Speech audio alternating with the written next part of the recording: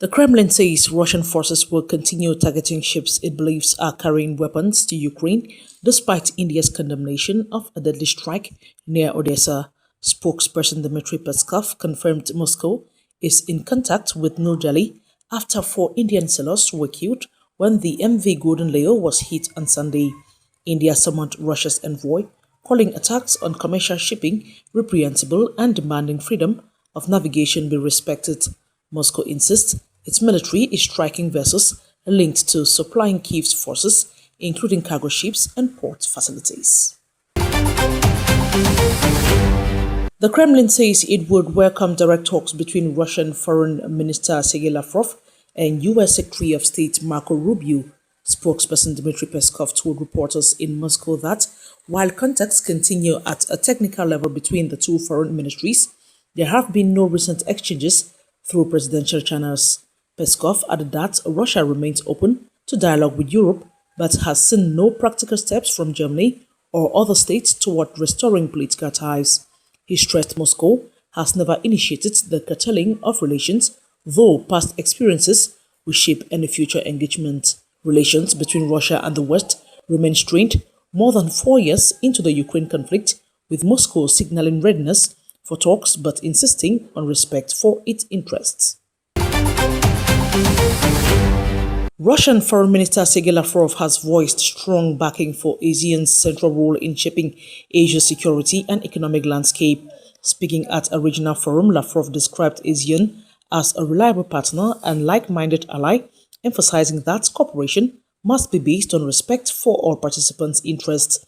He said Russia values ASEAN's balanced approach and sees it as a stabilizing force in the region. Lavrov's comments come as global powers compete for influence in Asia, with the bloc often caught between rival agendas.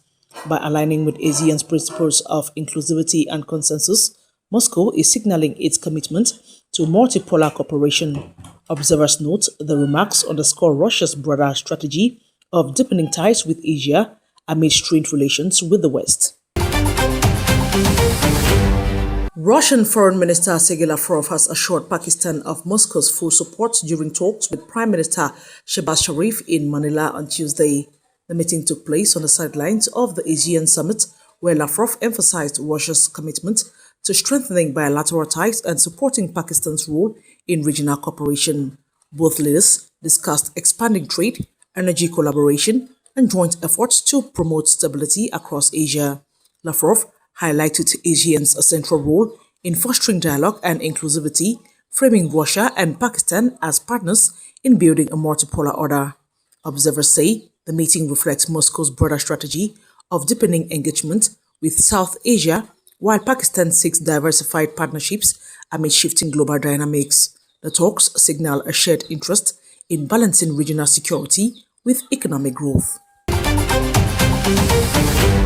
Russian Foreign Minister Sergey Lavrov has met Sri Lanka's Foreign Minister Vijita Herath on the sidelines of the ASEAN ministerial meetings in Pasay, Manila. Lavrov remarked that ASEAN always brings us closer together, stressing the bloc's role as a bridge for dialogue and cooperation. He added that the two sides could also meet at the UN General Assembly in New York if needed. Herath thanked Lavrov for making time for the meeting, underscoring the importance of continued engagement. Lavrov's visit to the Philippines is part of the 59th ASEAN Foreign Ministers meeting, where he will also attend the Russian ASEAN Foreign Ministers meeting, the East Asia Summit, and the ASEAN Regional Forum. Russian Foreign Minister Sergey Lavrov and his Laotian counterpart Thong Savannah Phomvihane held the high level of bilateral relations during talks at the ASEAN Foreign Ministers meeting in Manila.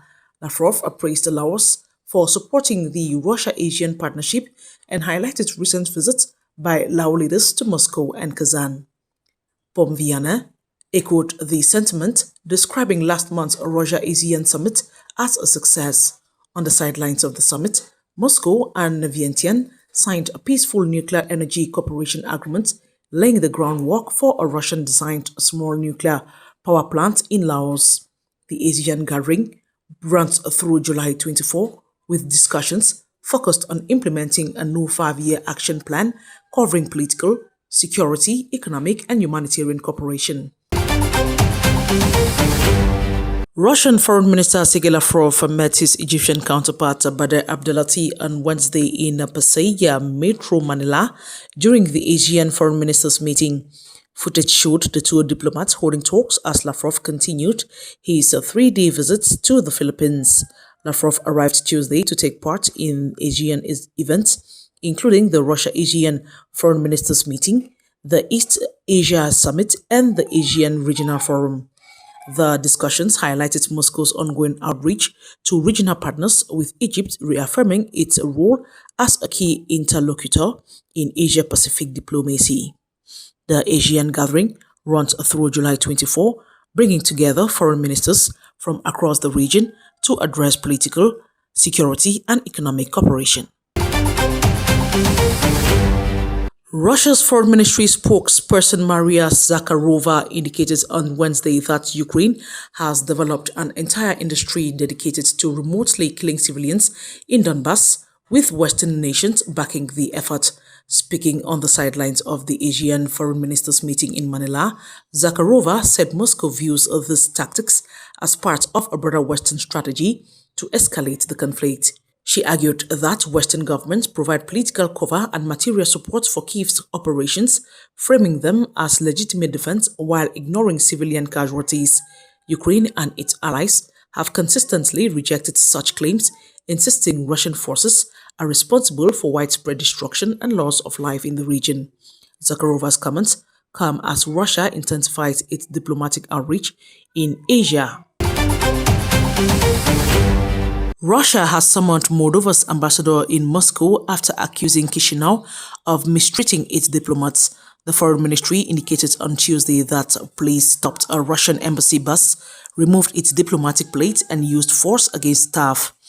In another incident, Russian diplomats were reportedly held for hours at the Moldovan-Romanian border while transporting official cargo.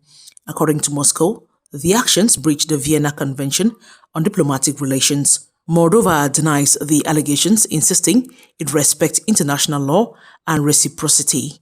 The dispute comes amid strained ties between the two countries, with Moldova's pro-EU government backing Ukraine and accusing Russia of waging hybrid war. Moscow rejects those claims, arguing Chisinau is using the myth of a Russian threat to distract from domestic challenges. The border town of Mahagi in Eastern Democratic Republic of Congo has fallen quiet after Ebola-related restrictions disrupted cross-border trade with Uganda. Footage Tuesday showed trucks parked at the frontier and light traffic as health workers enforce screening measures. Local taxi drivers and traders say the closures have slashed incomes and driven up prices. Goods once costing 10,000 shillings now sell for up to 12,000, squeezing both sellers and customers. Residents are urging Kinshasa and Kampala to ease restrictions while keeping health safeguards in place.